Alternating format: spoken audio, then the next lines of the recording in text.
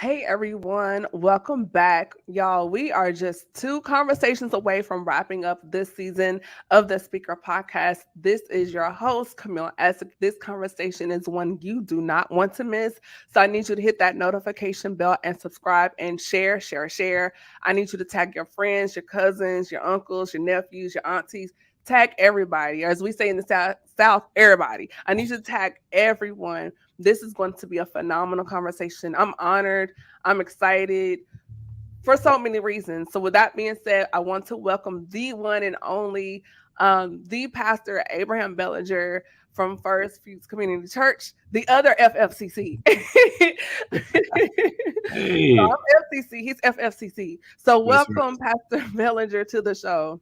Hey, thank you for having me. I'm so glad to be here with you tonight on the Speaker Podcast. I've been anticipating this moment since you invited me. So thank you so much. Thank you so much. You're welcome. You're welcome. Hey Angela, what's going on? That's right. Tag everyone. We definitely want to get the views and likes up on this. It's going to be a really good conversation. So before we hit into everything else, get into everything else, be sure to follow me on Instagram at Camille.Essick. We do have new scents available at Chemistry Room Fragrances. You can get that right now. Be sure to subscribe. That way you are up on the loop and in the know of everything. Hopping right into the conversation, Pastor Belanger, those that are not familiar with you and who you are, what you do, just kind of let a little bit of what you know. Tell the people a little bit more about yourself. Sure. Well, basically, I'm a pastor here in South Carolina, Somerville, the pastor of First Fruits Community Church. I'm also a professional in the corporate world. I'm a senior training consultant with actually the world's largest hospitality company. So I've been there about 19 years. I'm a husband of one wife. You know how we say one wife, no sweethearts on the side, right? No side chick. Got 5 amazing children. I call them children, but my oldest is 26. My youngest is 8. She act like she's 26. Just bought a new puppy. I'm a family man, church man, work man. I just overall love doing what I do. Just really, really excited to be here and glad that God connected us. Yes, me too. And I think this connection is gonna go very far. So I'm offline as well. You said you're a family man. You said you're a husband. You're a pastor, but that's not how it started. So Not at all. let's go all the way back. Like, where did you get your start? Like, how did you get here to be the husband and the father and the pastor? Because that's not how it started. So can you take us back to the beginning? Right. So if I mention the town that I'm from, I'm pretty sure I don't think anybody will know it. It's called Watkins Glen, New York. It's a small little town in upstate New York. That's where I was born. Okay. And like the median income right now for families there about $35,000 a year. Wow. So now you backtrack all the way to the year I was born in 76. So we're painting the And picture. right. Yeah, we were growing up in poverty. It was it's a beautiful place, but we had nothing. We were at the bottom of the pole. It was Mhm. pretty rough. So I literally got off to a rough start. Watkins Glen, New York. My mom and my dad married when they were very young. Okay. My dad, he's a really amazing musician, super talented. He could come and be like the organ player for my church. Like, I mean, he's that good. But he was in the rock genre. So, he's playing rock and roll music, touring the United States, open up for all these big rock stars and stuff. And, I would see him a lot. But we had a pretty dysfunctional family. So as a kid, I saw there was a lot of abuse, or there was a lot of neglect in a sense. There was a lot of things that most people honestly don't really make it out of, or if they do, they have scars throughout their whole life and things that they don't really overcome. And so, I think it was about the age of 9 or 10 after my parents got divorced, that my mom met somebody else and uprooted us and brought us to Columbia, South Carolina. Right. Okay. Have you ever watched The Wizard of Oz? Yes. I know it sounds corny, but to me, that's like what it was like. In that movie, it's all black and white, right? And then like there's a part where like Dorothy opens the door and she steps out and everything's in color, right? So I get to South Carolina and that's how it was to me. Like everything was totally different, Wow. totally nothing about anything where I came from. I mean, it was complete opposite, and it was a shock to me, and I Culture think that shock. kind of You hear a lot of things culture, about the South, but when you get here, it's like, oh, okay. right, right. So growing up in that situation, in that environment as a teen, how are you coping at that time? Yeah, so like when I get to South Carolina, I had a stepdad worked really hard. My mom was working hard, but I did not fit in. Especially the culture was just amazing. It was so different. I'm just gonna just be straight up. I'm a straight shoot with it. Like I grew up in a town that was all white. Okay. Here I am now amongst Painting the picture some everybody. more. You're adding some more to the canvas. Okay. Right, right. Yeah, we're gonna paint this picture real good. So we're gonna add color to it, literally, because like there were no black people in Watkins Glen. And so like I moved here and like I see like all like just people, like different people. And I'm sitting there like, man, this is awesome, because I wasn't taught to hate anybody, even though there was a lot of people in my family that were super racist. I wasn't taught that. And so, I'm making friends with everyone, thinking everything's good, and it's fitting in with some, and others were not liking me because I was that way, which caused a lot of chaos in my teen years. And I mean, it was insane to where like, I mean, I literally had you know the KKK showing up. Wait, And you cannot just gloss past that. The Triple K Mafia showed up at your house. yeah, and this is, I promise you, like, I'm not lying. Like I had, as a matter of fact, and I know I'm kind of jumping a lot, but I had brain surgery when I was 15 years old. When I came back home from the brain surgery, I thought one of my friends was coming to see me. Mhm. I opened up the door and there was like some people I didn't know and they were asking for me. So I knew something was up. And I told my friend, he went out there and they had guns. They were going to shoot me, and they were with the KKK. They were No, leaving. sir. They were leaving flyers, or yeah, like Why? you Were they think like that's back recruiting in the or what was going '60s. And on? man, listen, it was insane. So were they recruiting or what was like why were they showing up? No, they were showing up because they knew like most of my friends were black. They did not like me. They hated me. They went to school with me. Yeah, and they wanted to kill me. And literally, like it was the grace of God that kept me alive, because I didn't even know they were coming to kill me. My best friend went out there and they pulled the guns out on him, and it was crazy, So it's like here I am in the whole culture like of like, why don't people even love each other? Why don't people like each other? I wasn't brought up that way, but then I got immersed into that very quickly, right? And so you either make a choice, either you capitulate to the hate or you be who you are. And I've always been a loving person, so I was like, well, listen, most of my friends in middle school, high school were black, and I was like, that's how it's gonna be, if you're white and you want to be my friend, great. But most people didn't want to, because they were brought up and taught differently. They were taught that hatred. So it was talk about a culture shock. It was insane. Hey, Olivia. Hey sis. We have more people coming into the room. If you're just tuning in, I'm sitting down with Pastor Abraham Belanger. We're having a really good conversation. He's taking us on a journey from his life prior to being a pastor. So if you have not done so, please like, comment, and share. Thank you for tuning in, everyone. So you were telling us, Pastor Belanger, that the Klan shows up at your house. Your friend steps in. So then what happens after this point? So when my friend was in, my stepdad actually came out and chased him off the property, with his weapons. And it was just insane. And so yeah, so I just kept kind of surrounding myself with, people who I felt like weren't only my friends, but like they would also protect me and stuff. And so I started hanging around a lot of the wrong crowd too, in the process of trying to fit in. And so that's where I kind of my life, started as a teenager, heading in the wrong direction, obviously, started smoking weed, right? I mean, my friend called me up our first day of high school. He was like, meet me at the bus stop like 30 minutes early. And he comes with a Ziploc bag full of like rolled up joints. And we smoked them all before we went to school. It was my first time smoking weed. And ever since then, I was like smoking weed and drinking, in high school, and just So falling was into this the a wrong form of crowd. coping Because it seems like during Yeah. this time period, a lot of teens begin, we call it the gateway. Some people call it the gateway to other things. Yeah. Coming from New York to the South, being away from everything you know, having the clan to show up at your house, coming out of an abusive home, Mm-hmm. then this. And so here's an opportunity. So can you kind of touch on what can young people do when they're experiencing these things in their teen years and Yeah. have another out versus going down that path? Right.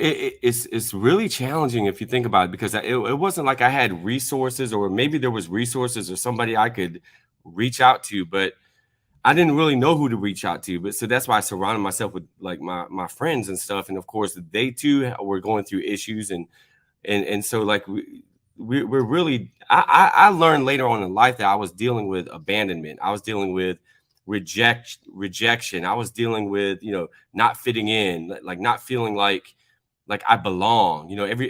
We're built as people to belong, but when you don't belong, you'll do whatever you can to belong, because that's a part Mm, of our yearning on the inside. And so the ways I dealt with it was, with the weed, I tried to cover, the pain up with all of these things that really just kind of compacted the issue, and really compounded it, and made it a big problem in my life, because it went from just kind of, okay, smoking weed, to now I'm selling weed, to now, I'm running into clubs and doing all types of stuff when I'm like 16, 17 years old, to where I ended up facing 77 years in prison, at the okay, age of 18. wait a minute. That was a big jump, sir. Big jump. So We can hop back though. We can hop back. yeah, let's as Pastor Moore say, "Do-do-do-do-do." Let's run that back. Okay, rewind. Rewind. So, um, how did you get into selling oregano? Yeah. So I was selling that real good oregano too. I had friends and new friends, and one of my friends uncle was the biggest drug dealer in Colombia. And so I went to him. I was like, listen, man, I need to sell for you, man. And he's like, all right, hey, pull up to the gas station, pop your trunk, and wait. And then they drove up, 3 pounds of weed in my trunk, told me this is how much I owe them. So, we did a whole lot of stuff, things I can share, things I don't share. But, we that's how I got into it. And look, honestly, if can I just be honest, That's what I want. I Yes, did please. not have to do that. Like Right. it wasn't like we were doing much better, right? So there was really no reason for me to do those things, except I got pulled into it in a sense, and I desired that. My mom used to always say, "You will be who you are around," right? If whoever you're hanging around, that's who you're going to become, and that's even true in the church. Like you can be Mhm. saved, but you can be around negative people, and you'll become a negative thinker, right? Or okay, I'll leave that alone. But so it's like, Please, you know what please, I'm saying? please dig into that. We can It's talk it's about the all of that. Yes. it's the company, right? So part of it was the things I was going after myself, and then the rest of it was the company I was around, and it just kept building on top of it, and it was all just really a cover up, again, for the pain, for the feeling of not belonging, like I just didn't fit in, right? I mean, even amongst all of my friends that were pretty much black, I fit in, but I didn't, right? I mean, that's the white boy who think he black. Well, I mean, So hold I don't on. think I'm black. I'm just light skinned. That's all. Well, now I listen. When I saw you online, I said, "No, this is not mayonnaise. This is honey mustard right here because he has some flavor." Not He's honey been mustard. What? he's been cookout approved for a minute. So Yeah. Yes. Oh, for sure. Yeah. let's talk about that for a second because we hear these things like someone's trying to be a certain way, Mhm. and it's about community, right? I heard someone say before that race is not always sometimes your skin color, but your perception of the world. Mhm. And how you perceive the world is based on your community, your environment, and how you grew up. So to Right. have the Klan attacking you and coming to your home and pulling out guns, and now you're in this situation, doesn't that impact the people you fall in love with? Or does it influence the people you fall in love with? Mm. Wow. Yeah. It can. I think it can push you two different ways. I think the pressure of like, well, yeah. It was, yeah, it was crazy because even like with the friends that I was around, like I really didn't feel like I fit. So I was just doing things to fit into. I think that's the problem, or that's the challenge a lot of like teens or young adults are dealing with, is like they feel like they're a part of a community when they're really, like, community is common unity. And and so like they're trying to squeeze in and they're trying to be something they're really not. And that can lead to a lot of issues, man, in so many different ways. It doesn't even have to come from a street perspective. I mean, I've experienced that in the corporate world, right? Here I am. By the way, first of all, did not complete high school. I have a GED to this day. I'm that person that if I fill out an application, I'm checking some college, right? Not like I don't have my degrees or anything, right? And and I believe in education. That's just my story. So Right. even in corporate world, here I am sitting in an audience of people who have bachelor's, masters, PhDs, and I'm feeling inwardly like I'm not even qualified for this. And yet there's gifts and things that God initially puts in us from the beginning that he qualifies us to be whatever he wants us to be when he wants us to be, and puts us in rooms with people we don't even know Right. to show us like we still belong, we still fit in, or we can still influence and impact, right? So Yeah. it's just I think like the pressures that I was getting caused me to lean more into trying to just live this rough world. Like I always felt threatened. So I was like, well, I have to be like this gangster type of person. Like I wasn't part of a gang, but I was like, I was living that life. And so I did all this to put up barriers of protection to kind of, say, hey, you can't come but so far. You're not gonna get to me. You're not gonna take me out. I've been through too much hurt, been through too much pain. So I built all these barriers up, just like people build up barriers all the time in their heart. Yeah. So just looking at everything as far as your journey up until now, getting into the we call community Mhm. pharmaceutical representative. We're gonna use the nice words. um, Yep. and in this, and you said it was all rooted, started out from childhood of rejection and abandonment. And I think we've Mhm. all experienced that to a point. And then you touched on another thing when you started talking about worthiness, Mhm. because us not feeling worthy can influence our choices as far as how we live in our lives, the people we bring. People come into our lives, but it's up to us whether or not we allow them to stay or not. And Right. so when we're in a space where you feel like, well, I don't deserve this, but this is okay. So now we're settling, right? Now we're dumbing down our choices. We're dumbing down our friends. We're dumbing down our community Mm. because we don't feel like we deserve what we really deserve. And we look at ourselves through the eyes of our past and not through the eyes of God. Wow. Yeah. And then add to that, like my mom was a believer, but like I didn't come up in church.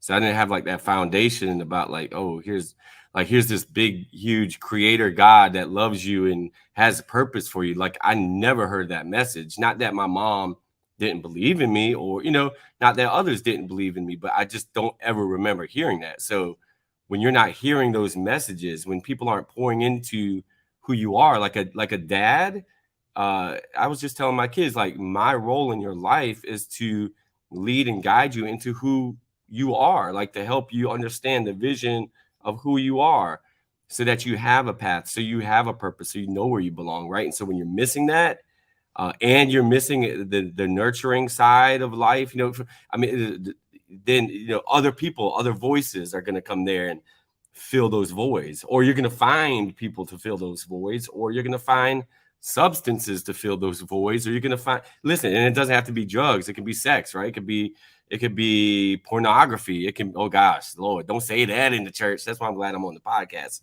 and not in the church, because some things people don't talk We about. talk about it here. And the Good, thing good, we is, should.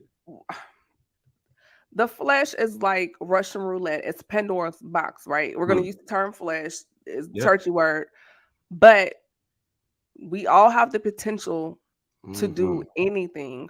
But Hmm. your thing, and I'm putting air quotes around that, your thing, I maybe could deal with it, get in and get out and fine.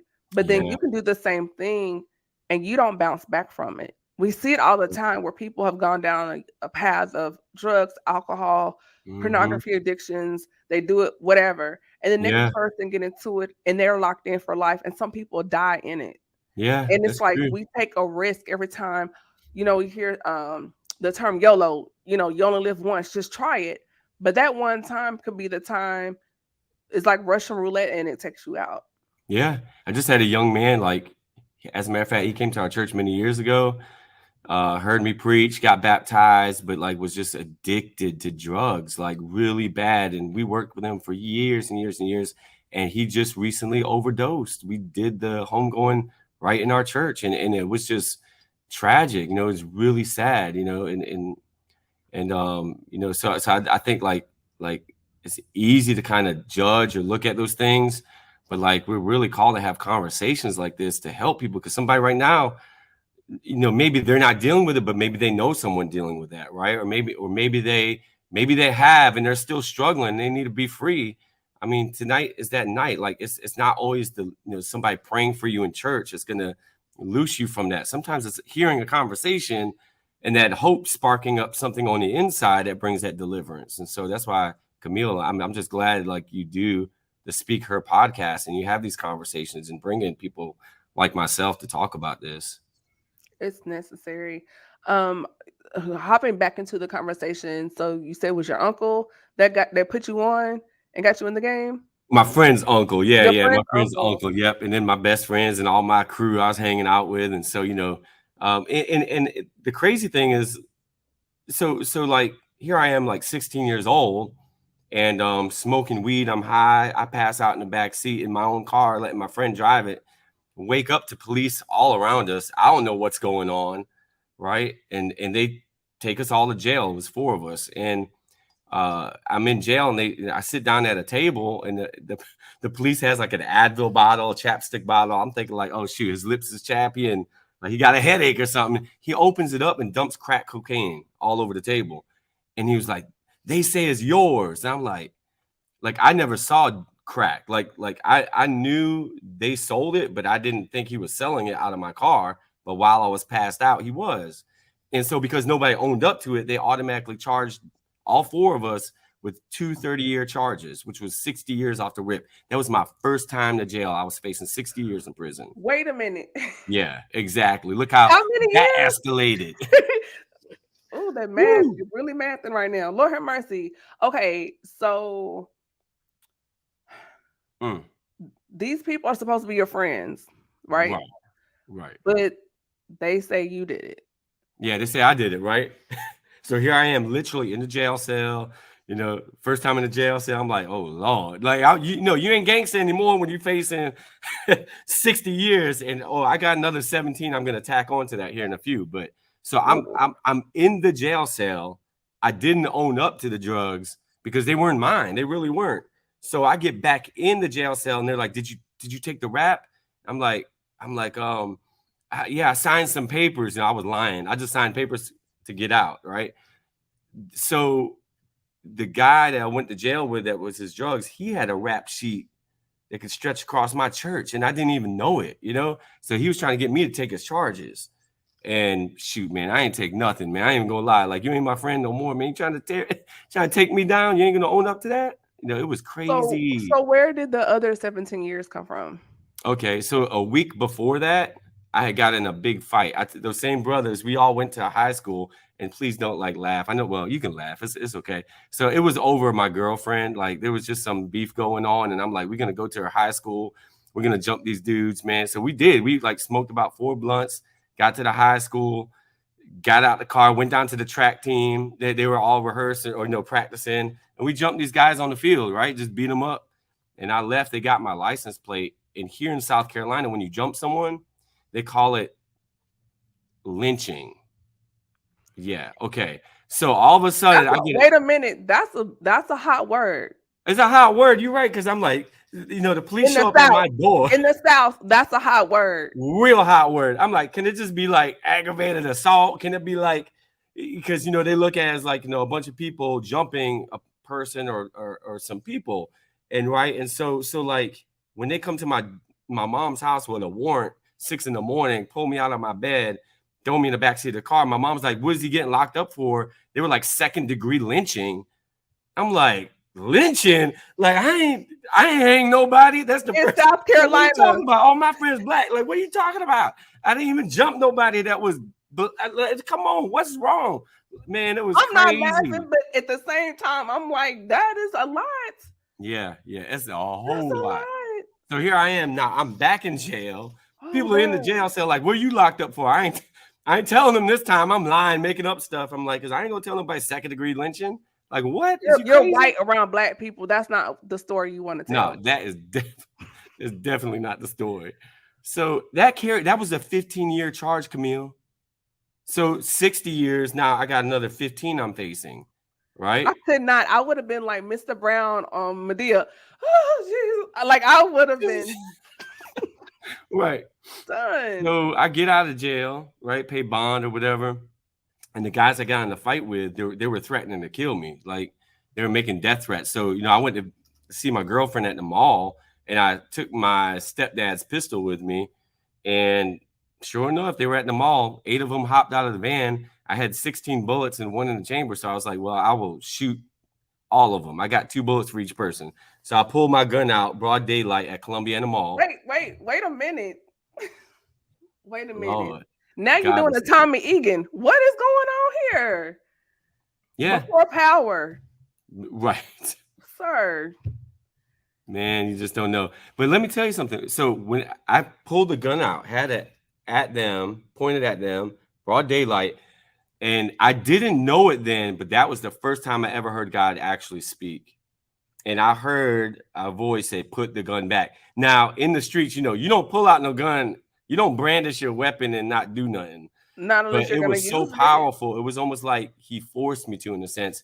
And I did. I put the gun back in my waist and I walked off. And long story short, the police caught me in the mall, brought me outside. They were about to let me go. And this white lady was like, "He's got a gun in his waist." Yep. Oh, Put your hands up. So I put my hands up. They pull up my shirt, throw me on the ground. Here I am going back to jail a third time on 2 pistol charges. Each one carried a year. So they ran all of those charges concurrently, which wait, say means, that again and talk to me like I'm slow. yep. One more time. Yeah. So they gave me 2 one-year pistol charges. So they were like unlawful possession of a pistol, unlawful possession of a firearm. And so they took those 2 charges. I spent about a month in jail, and they took all the other charges and ran them together to where when I went to court, I was facing 77 years in prison. Pause. Yeah. Listen, I wanted to pause. I wanted to pause. I was like, Lord, please pause this right here. listen, y'all. Please like, comment, and share. Get in on Share. this conversation Share right that. now.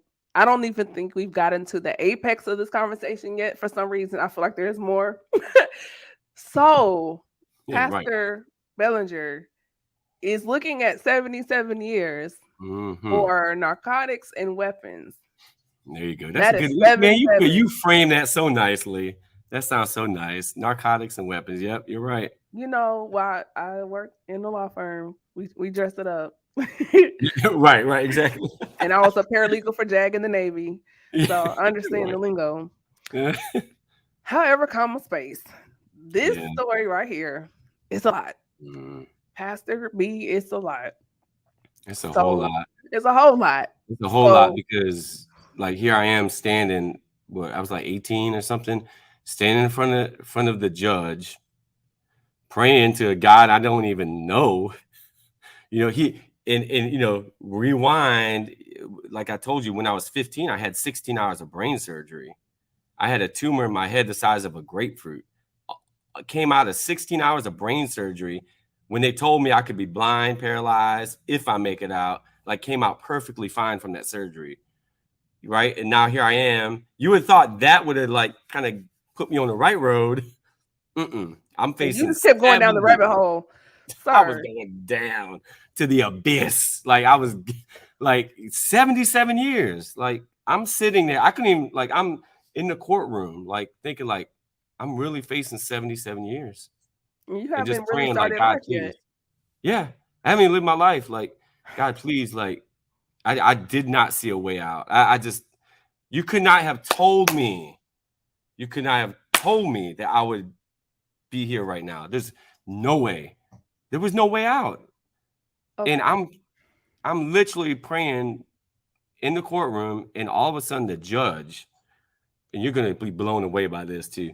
The judge calls the prosecutor and my lawyer up. And the guy that I went to jail with, he actually ended up owning up to his drugs. Like nobody knew it. So they automatically dropped the 230-year charges on myself and the other two guys that I got locked up with. So I went from facing 77 years to facing 17 years, right? So then they dropped the 15-year second-degree lynching charge to a simple assault, and they dropped that for time served because I spent like a month and a half in jail. So I went from facing 77 years in prison to facing now 2 years. And I'm like, shoot, dang, I'm gonna have to man up and do like 2 years. They ended up giving me 1 year probation off of 77 years. And it was not white privilege. I'm just want to tell you that right now. It wasn't. The judge openly, and you would be so shocked. Like when I think about it to this day, it's insane. The judge hated me because he knew most of my friends were black. And he said in the courtroom, I want to bury you under the prison cell. That's what he told me. And he Oh, so told the me judge was biased. oh, he was totally biased. He said, yeah, but wait, there's more, right? But he's like, you're getting a year probation only because the guy owned up to the drugs, but I would bury you. And because you're getting probation, you can't hang around black people.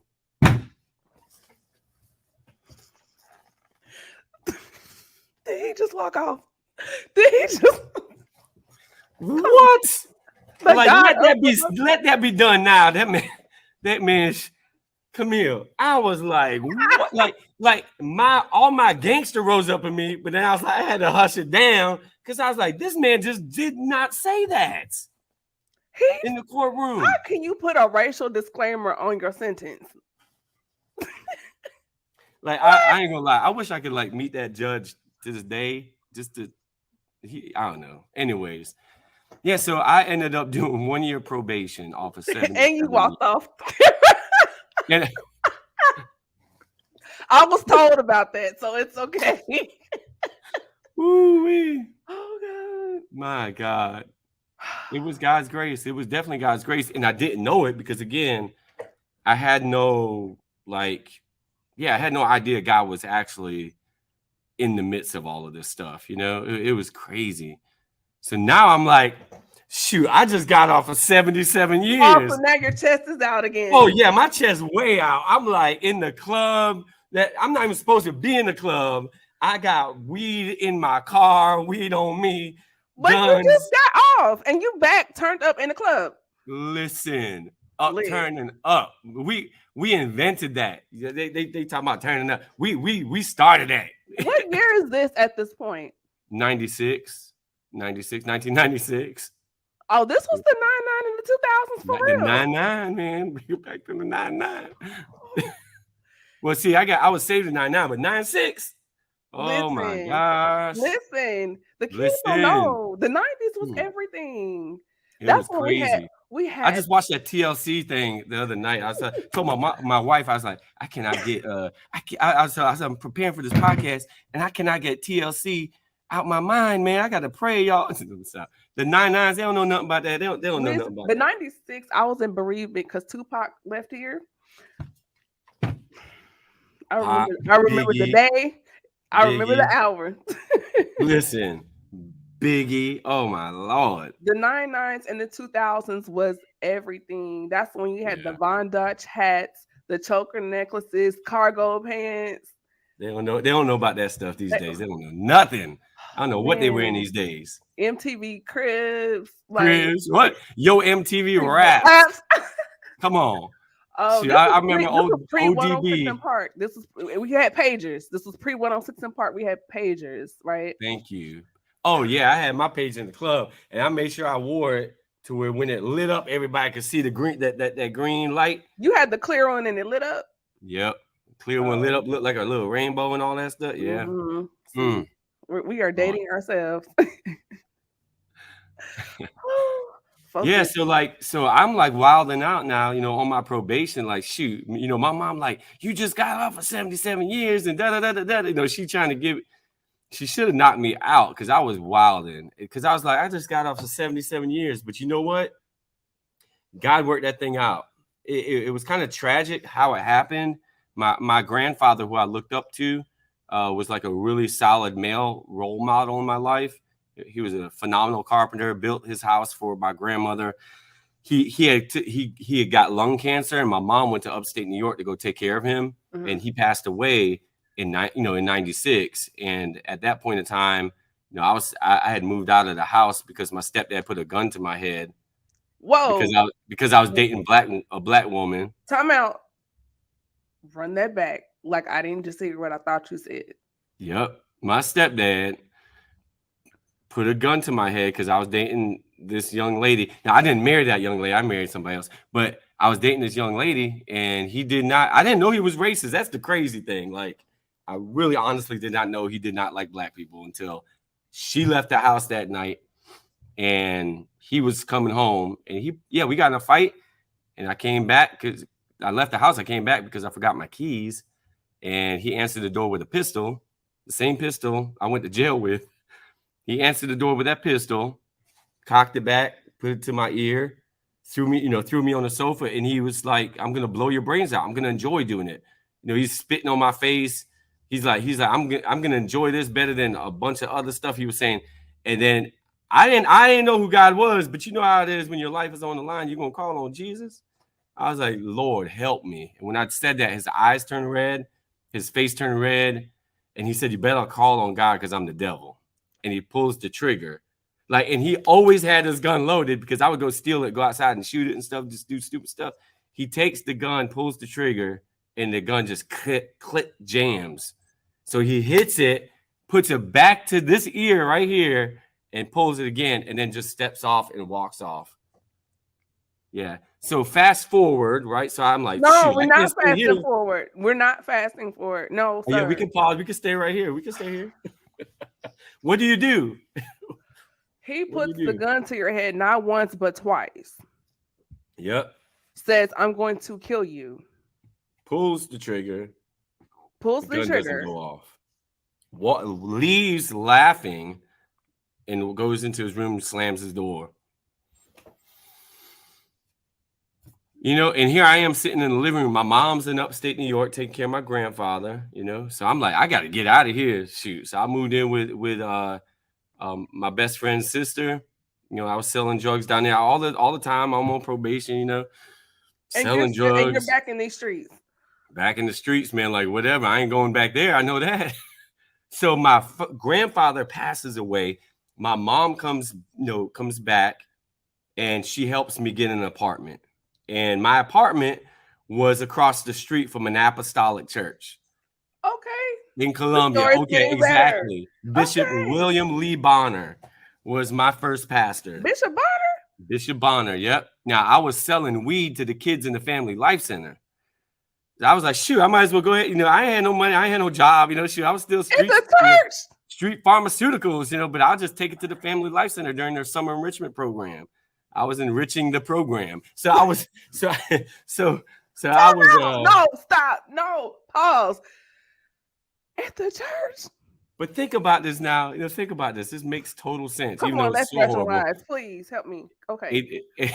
You're right, Malcolm. My life is a movie, but it's a movie, a book, a movie, and a blog. So, yeah. So like, and the deacon's daughter next door, I thought she was cute, so I was trying to get with her. I know she was deacon's daughter at that point in time. You are But running game and putting in the work at the church. putting in work. And Continue. that's back when, Camille, you remember those like real missionaries, like the real mothers. They were thugs for Christ. Yeah, Okay. like she walked up to me. This mother walked up to me. She was like, "Praise the Lord." I'm like, "Praise who?" Like she was like, "Why don't you come to church Sunday morning?" I'm like, "Okay," and I did though. I went to church that Sunday morning. I'm like, "Shoot, yeah, I'm gonna go check it out." And I never been in an apostolic church. And I walk in, they speaking in tongues. I'm like, Lord, I done got up in the cult. I was like, get me out of here. I ain't never coming back. I didn't know what was going on. And I sat all the way in the back They of the was church. kind of a lot of bow ties and Hondas and Man, what? I'm like, I have a Hyundai too. I'm sitting in the back of the church like, boy, this is a cult, bro. I ain't, you want to hear something crazy though? Go ahead. I just want to You insert are this. funny. Your comedic timing. Oh my gosh. Okay. One night, well, on the way back from the clubs and stuff, we'd be high, and there was a billboard like on the way home, and it had Refuge Temple, it had Bishop Bonner's face on it, and like whatever the slogan was. And I used to look at that billboard, and I'd be so high, and I was like, man, that looked crazy. That looked like a cult or something. That's exactly what I said. And I ended up moving across the street from this church, going to a Sunday morning service, sitting all the way in the back of the church. It's like 1,000-member church. So I'm sitting all the way on the last pew, like trying to get out the door. And that's when the choirs would march in. You know, they'd be leaning back and forth, singing while they marching in. And Bishop Bonner preached. And I was like, something's different about this. I was like, something's different. I was like, I got to come back. And I came back, Camille, that night for his night service. And I sat on the front pew. Instead of the back, I sat on the front because I just felt like something's different. You know, it kind of goes back to like, I didn't belong. I didn't know where to fit in. I done tried it. I done tried the women. I done tried the drugs. I done tried, you name it. You know, I was done. And I was sitting on that done front enriching pew. the program. I was done. Yep. And he preached again that night. And, you know, so everybody's shouting, praising God. I don't know what's going on. I'm just crying, you know. I'm just crying, snot coming out my nose. Like, I don't know what's going on, Lord. And this man runs past me like 3 times. And the third time he stops. And he's like, are you saved? I'm like, from what, man? From what? And I didn't know what he was talking about. Like, are you saved? I don't know. And so he opens up the scriptures. And like, I get baptized. And the Lord fills me with the Holy Ghost that Friday. And like, I'm 18, 19. God just changes my whole life. Just literally just pulls me out. Like we always say, pulls us out of darkness into his marvelous light. Like he literally did that with me. He literally pulled me out. So powerful. And just changed my whole life. Just changed it. It's amazing. It's almost unbelievable, but he really did that thing. Like he changed my whole life. And so now here I am starting off fresh and new, you know. I have an eviction letter, right? Because just because you saved doesn't mean your problems go away. Life is still lifing. Life is still lifing. Still lifing. Like I'm still in this tore up apartment.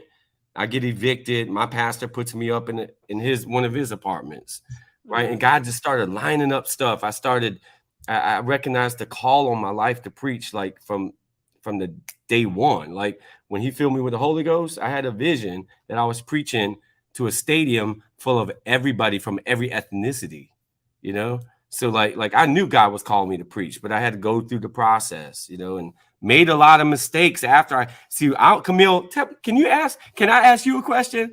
Yes. Like, why do we always testify about the stuff we did before we got saved? And we don't ever talk about the struggles after. So I say there's BC, but there's also DC. During Christ. Come on. You got BC. Come on. But there's also DC during Christ. Yes, there is. Because like I was still struggling. I mean, like I was saved, but I was still like trying to figure out things. And when you're anointed and gifted, and you know this, when you're anointed and gifted, don't automatically, and I hate to say this because it sucks, but it's true. You're not always going to even fit in your church. Because everybody was okay with me running around the church. Oh, he liked to run. He liked to praise. But the minute God started using me and using those gifts, you know, and that hurt. Like people started rejecting me. People started abandoning me. And like, I was like, hold up. I get that in the street, but in the church, like it shouldn't be that way. And then that's when people are like, well, see, that's why I don't go to church. Right. That's exactly why, which is so sad because we should never use that as an excuse, but it does run people away. I was like, bump this. Yeah. I said some other words and listen, I would say, but I was like, forget this. Like, I'm so done. And I went back in the clubs, Camille, and I was out there and I went back and I was doing the same stuff. I was in the club one night and this guy I know comes to me. He's like, dude, he grabs me by my shirt and drags me out the club. He's like, you know you ain't supposed to be in here. You know you're a preacher. Oh, Go oh, home. oh, it's something. Okay, I'm gonna tell on myself, y'all. Gather around, children. It's story time. Look at you, teacup just out. So, church girl, grew up in church, went to college. I was like, oh, I'm going to live a regular life and to be normal. Right, So, right. when homecoming weekend, some of Uh-oh. my sorority sisters, we played TSU. We went out. I had things in my cup that was not water, Okay, okay, okay, okay. and was in the club. When, people were dancing or whatever, and across the room, somebody was like, what are you doing in here, church girl? And I was like, trying to play it off, like, oh, what are you talking about? How do you know? They were Mm. like, who? They said, who claps like this in the club? Mm-mm. I was Right. going to church girl. Because, and then I was like, whatever, played it off, went, started dancing. The voice kicks in and was like, you don't have any business in here. And I was like, nobody was standing next to me. And when I say God is the biggest buzz killer, Come on. and I was in a trance, like, Ooh, Jesus. and one of my friends was like, girl, come on. And I was Mm. like, okay, it messed me up because I had Right. heard stories about people hearing God talking to them in the club and the party, but when it Yeah. happened to me, and I was Mm. like, Mm-hmm. but continued, for a couple more years out there, whatever. But I had that experience in the club, and I was Yeah. shook. As they say, I was shook, like, oh my gosh. So when you Right. said that, it took me back to that moment. It is Mm. a real thing. God will shut all your partying down fast. He will. And he also, like, sooner or later will reveal the root to why we responded that way when we were hurt. So I was saved, but I still had hurt in my heart from man, my dad and I, we are so close right now. I love my dad. My biological father is amazing, right? And I didn't even fully understand his story of all the abuse he went through as a kid, and but I had all of this hurt and all of this pain because I wanted to be with my dad. I loved my dad. Like, as crazy as things were, like, I had good memories of my dad, but I was still struggled with the abandonment. So the Yeah. hurt and the pain was still in my heart, even though I was saved. And I needed deliverance. I needed like real healing. Not just a good dance and a shout, but like literal release and healing from that stuff.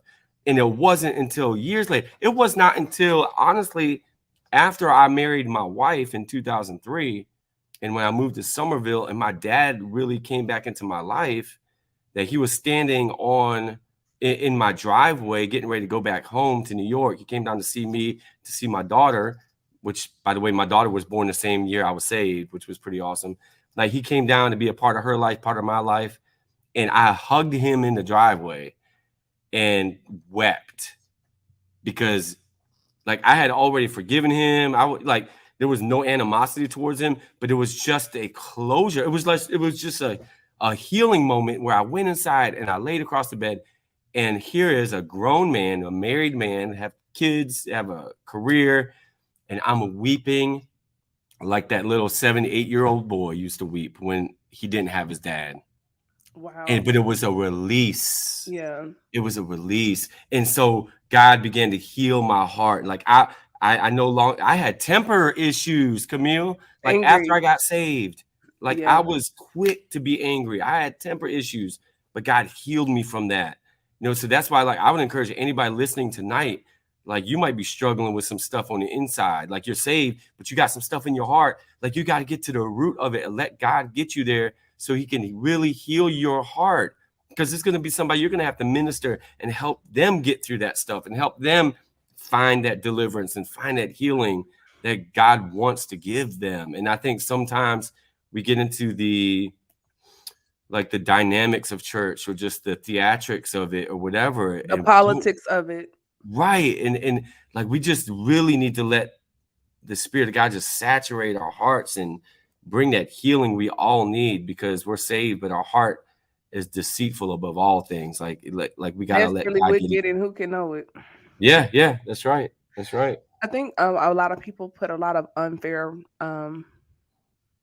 perceptions on the church, like it's romanticized, like it's this perfect place, and everyone Right. is skipping and holding hands and singing, and it's Yeah, not like that. Wherever you have people, there are going to be issues, right? No for matter if sure. it's your job, Mm, school, church, as long as there's people, there's going to be some type of issue. But what's that scripture? Who can separate you from the love of Christ?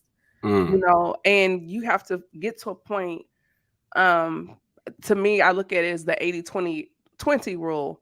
mm-hmm. You're not going to have 100% from everything. But if That's I right. can get that strong 80, it can make up for that other 20%, right? And you have to make sure that you're all in and this is what I want. And no matter where you Mm, go, and sometimes finding your right church is like dating. You go to this one, okay, this isn't working out. Let yeah. me try this one. Even right Mhm. now, I'm a member of Faith Covenant. Getting here Ooh, was a journey, but Pastor Mark Moore Jr. yes, but it's been a journey. And even now, which Mm, I shared with you some things before getting on, I'm in a very um it's unfamiliar territory for me. I'm being stretched in ways I didn't think I could be stretched or would be stretched. And I'm like, why am I going down this path? I'm mm, gonna go this way. I don't understand it. Is it always easy? Is it 100%? Why I just know, XYZ? No, but I'm here and I'm making myself available. And you have to get to a point, no matter the distance, the time, if there's a person, if there's a misunderstanding, whatever it is, you have to dig in your heels mm. and how bad do you want it? Tupac said, how bad, how do you want it? But it's like, how Yeah. bad do you want it? Mhm. And at the end of the day, if you can go the distance to go to someone's concert, we will ride and go to a concert in another city, Thank you. or you dealt with things with friends worse, but you kept going back to that circle, and you have to make a decision and say, this is for me, this is what I want, this is what I need, it's here, it's feeding Mhm. me. And you have to tune out the noise. That's You have right. to tune out the noise and really get focused, because at the end of the day, it's not the people saving your soul, it's God saving your soul. Mhm. And that noise, what I learned is that noise really honestly came more from within than the external, you know? Like it's the old stuff that creeps back up into your heart and in your mind, like that makes you want to doubt or makes you want to like just stop, or just kind of settle. And though God is calling you to more, or like God is like pushing you into a place of like where you're really healed, because there's more you have to do, but you can't do it until you're fully healed.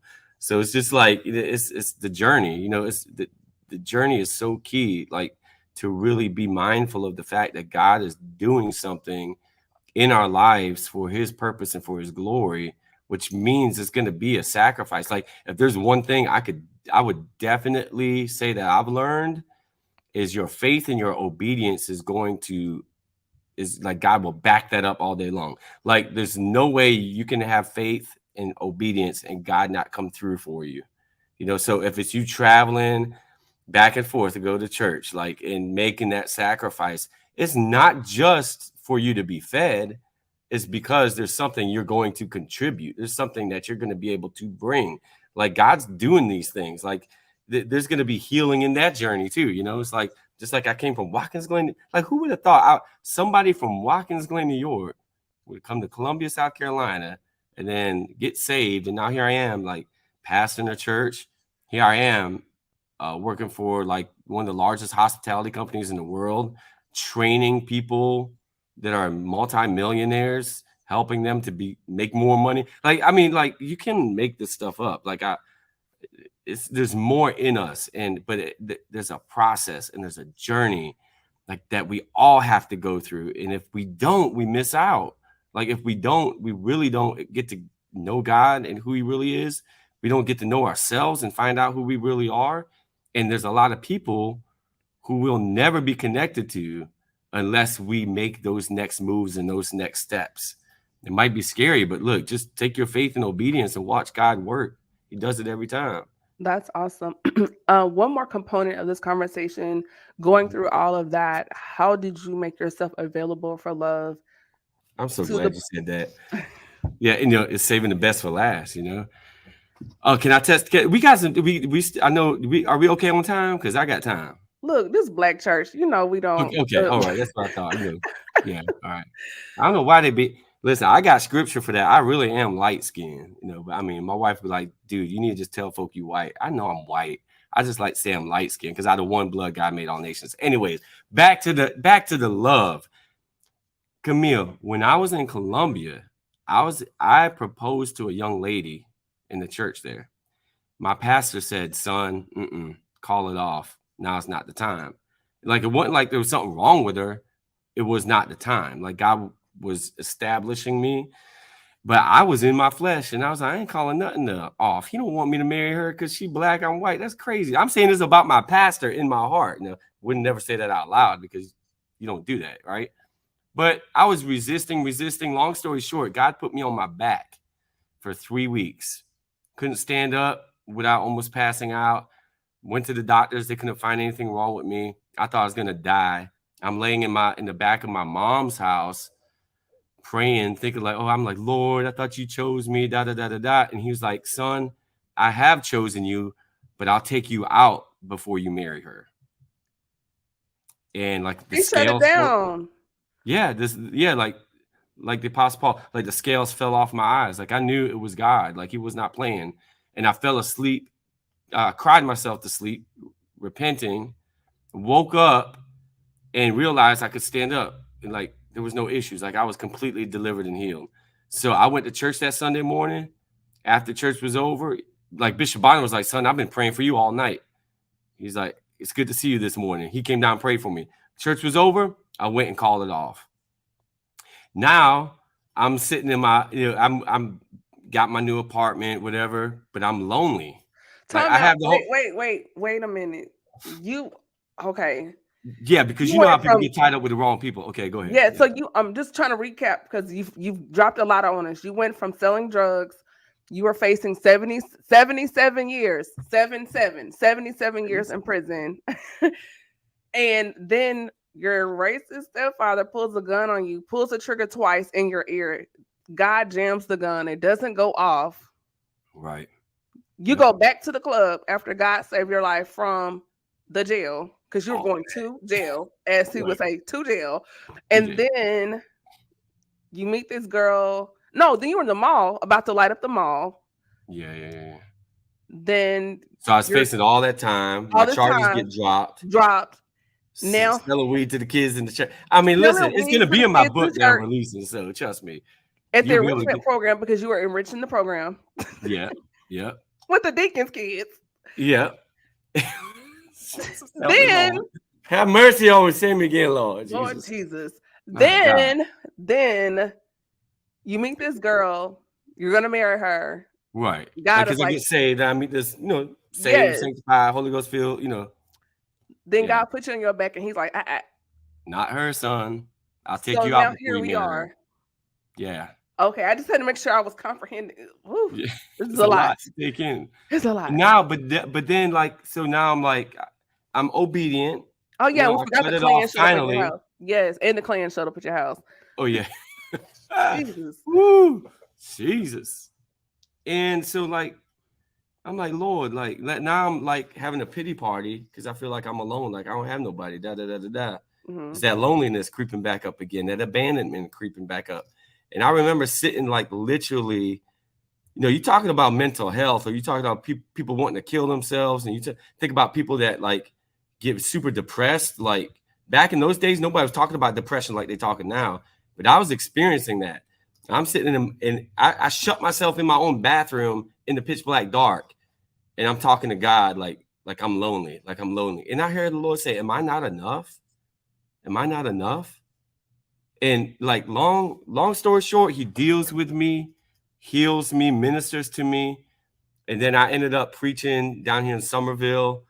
and that's how I met my wife. Now that I've been married to for 20 years now. You know, I met her in a church service. You know, hallelujah. You know, she's singing for me and all that good stuff. And I always say she was sweating me from day one, but she's like, man, you lying, you lying. I know she probably No, listening no, now. I She gotta probably stick gonna up for the comment. sisters. We weren't thinking about you, okay? She wasn't thinking about me. She was like, who this white boy up in my church jumping up and down like you fool, you know? Yeah, that was your future husband, baby. Come on, white chocolate, let them Look know. at God. White chocolate is white is in, y'all. Don't Oh my act. God. Listen. Any type of chocolate is good. The Anyways, nine so nines and the 2000s be real. yeah, but it was that's how I came to God led me to her, and we get engaged. She was a church girl, so she grew up in the church. She was saved at a Come young out, age. first ladies in the comments. And Yeah, she said what she said. she's right. This is his wife. Oh wait, hold on, that's her. Hello, Oh, read. she This, on. yes, bouncing ball. This is his wife. I'm not thinking about him. Period. Y'all need to like that comment. That's hilarious. Uh, Whew. hey, No, she first telling the truth. lady. She wasn't thinking about me. She really wasn't. That's just my story in my mind. But something happened. I mean, I don't know. Something happened, and it was holy. God hooked that thing up. I mean, yeah, and it was a blessing. It really was a blessing. We got married in 2003. And but listen, Camille, I got to say this though. I really have to say this. I don't know who this is for now or later or whatever. We sat in front of her mom and dad's house, like I don't know, maybe a few weeks before the wedding, and we were young. I was what? I was like 26 or I don't know, something like. She was 23. Yeah, I was like 26, going on 27, and we had some level of fear or like not like scared, but like we're getting ready to be married, and so we said to each other, like, this is a commitment. Like if we're gonna do this, let's do this. Like we're gonna commit to whatever, like whatever it is, we're gonna do it. Like we're gonna make this happen. And I can say that we've done that. We've had hard times, we had ups, we've had downs.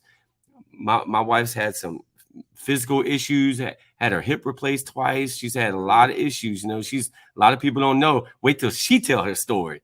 Like Well, she's see, this is what we're gonna do. We're gonna bring her back with you, and we're gonna have that conversation come on, part two. We when can when do we that. start the new season. So put Yeah, just FYI. right. But we've been through it, and God's been in it, and He's helped us. And For we better or just worse. we just celebrated 20 years of marriage, and it's like we can literally say like God has kept us, but we've decided to make the marriage what it is versus doing what many people do is they give up. And I understand because it is not easy. You're talking about two different people coming together and spending a life together.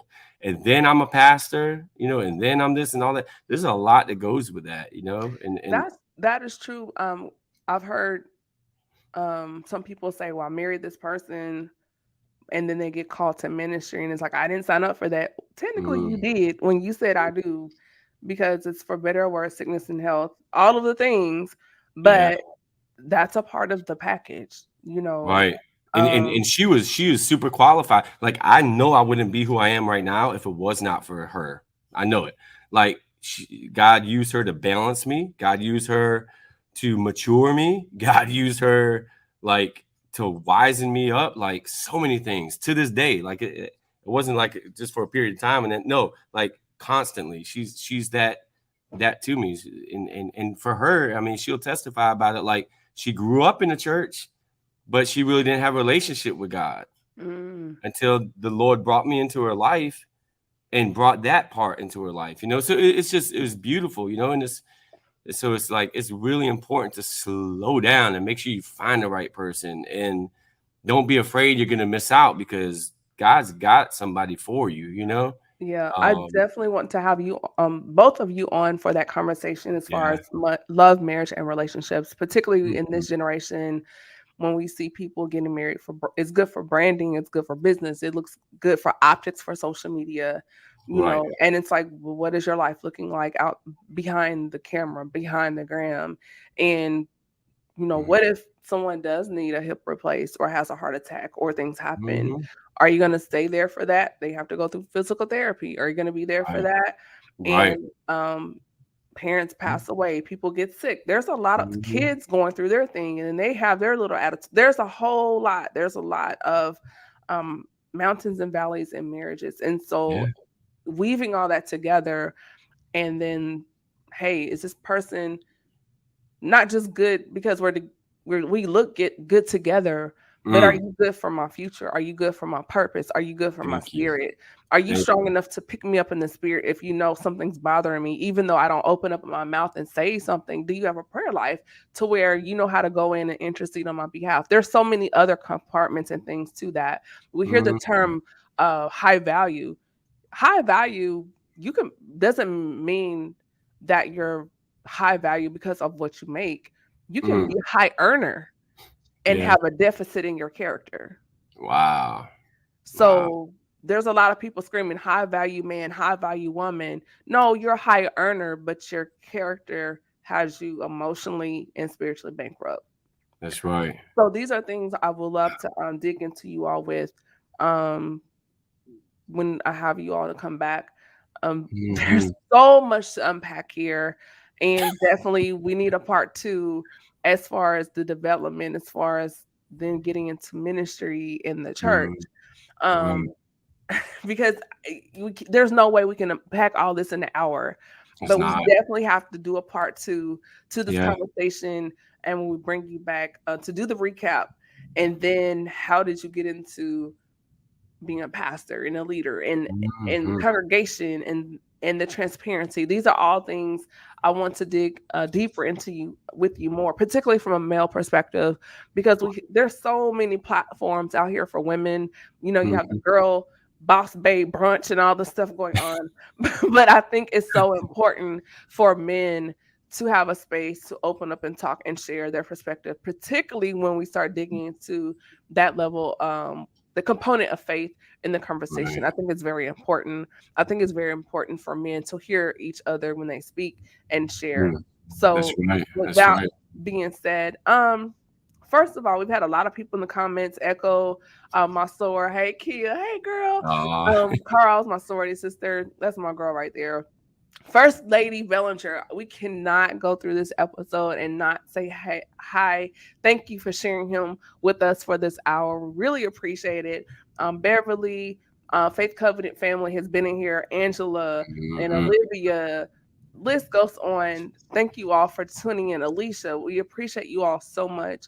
If you happen to miss this episode, catch the replay. But before we close everything out, Pastor Bellinger, if you have anything like a nugget, gem, something that you can drop on us, excuse me, until the next time you come back, and then where people can reach you on social media, please do so. Absolutely. I think the biggest thing I would drop on anybody that's tuning in is there is such a deep purpose in your life, that, like, just don't ever quit on yourself. Don't ever quit on God. Don't just keep pushing and keep pressing, because like you're breathing in this time, in this season. You're alive. You're here for a reason. And I know that could sound cliche, but it's not. It is so real. Like Jeremiah 29:11, right? Like all of God's thoughts towards you are good and they're not evil. Like he has an expected end. He has a future that he has laid out specifically for your life. Nobody can be you. God's given you gifts. God's given you everything you have. Don't give up on yourself, because you do really have purpose. You might be in the middle of that journey, but journey, like that's why they call it journey. Like journey, go, keep pushing. If it's hour by hour, if it's day by day, if it's minute by minute, do it, because there's so much more that you have to offer to so many more people, right? And I look forward to seeing that. And I just want to encourage you, just let your faith and your obedience just line right up, and watch God work things out. If he did it for me, trust me, you heard some of my story. And Camille, that's like high top line. Like, trust me, in my book that I'm getting ready to release, then y'all gonna be like, whoa. You gave us like a Trust me. snippet, Right, exactly. and Exactly. that was a lot. I was like, oh Lord. Whew. Wow, you definitely took us on a journey. Um, so you've written a book. We got to plug the merch. So tell us about this book, where it can be purchased. What is it about? Right. Well, I have a little devotional, some things. I'm finishing the book on my own So over life. here, we don't use the word little on our stuff. We don't say Oh, little that's stuff. right. Little, So I got yeah. a big devotional that's on that's on my website, pastorbellinger.com. You can go and look at like any type of like my ebooks and some content things I have on there. So it's really, really easy. I'll put that in the comments for you too. It's pastorbellinger.com. But I am getting ready to release a book on the story of my life. I'm not going to release the title of it yet, but it's really going to be interesting. I'm paralleling my life to the life of Abraham in the Bible and the journey from the start to the end, and it's going to be phenomenal. So when that's released, you're going to be able to find that on our website and every other platform as well. Yep. Whew. Y'all, we made it. Thank And, you. and, and and can we just give it up for Camille, like in the Speak Her podcast? Like, if y'all have not subscribed to the YouTube channel, you're way behind the ball. So I need y'all to subscribe right now. First Fruits Community Church, all of our members, first time guests, whoever, like, subscribe to her channel, like her on Facebook, follow her on Facebook. I promise you won't regret it. Go back and watch other podcasts that she's done. They're very phenomenal. We haven't known each other long, have we? But look at how God connects, and there's reasons behind it. Like, even our connection here is more for everybody else that's chiming in, right? So there's blessings, there's healings, there's deliverance, and all that just by connecting with this sister. I promise you that. Make sure you connect with her. Plus, Oh, her pastor is Pastor Mark Moore Jr. Come on, y'all. Listen, look at your neighbor, say same grace. ow! I can't do the rewind thing, but You I get me sat trying. down. Oh my god. Yes, He Lord. dying to sit somebody down. I don't want to be the first. I don't want to be the inaugural sat downer. I don't want Never to know. be. Oh, he is a comedian as well. But yes, thank you all so much. I'm humbled, tickled, humbled, all the things. I'm those things right now. Um, but yes, I am so thankful for this time. I'm thankful for you trusting me with your story and your journey. A lot of people don't tell it because they feel ashamed, or Mm, in church we have these pretenses. We feel like we have to keep up for the people, and right. it's like that's not the case. Um, some of us have done things, and the only difference is we got rid of the evidence. Mm, yeah. And you can be transparent without being like without like letting boundaries down. You know what I'm saying? You can be Yeah. transparent and you can, be authentic and genuine. That's good. Good Lord. Yes, Mm, I'm looking forward to having you all back. This has been a phenomenal, phenomenal conversation. If you have not done so, as he said, please go and follow me on Instagram. I'm also on the YouTube channel. I am pushing towards my goal for this year of 10,000 downloads. Right now, I'm like at 8.4. So we're almost there. We're getting there, but we just have a little ways to go. Excuse me. But with that being said, one more special announcement. So,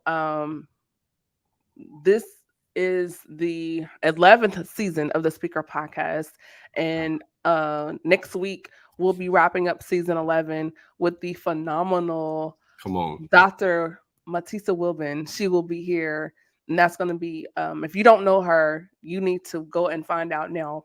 She's a phenomenal powerhouse. She's a boss babe out there in the world of education. She just did a TED talk. She's an author, she's a Mm, consultant, she's a lot of amazing things.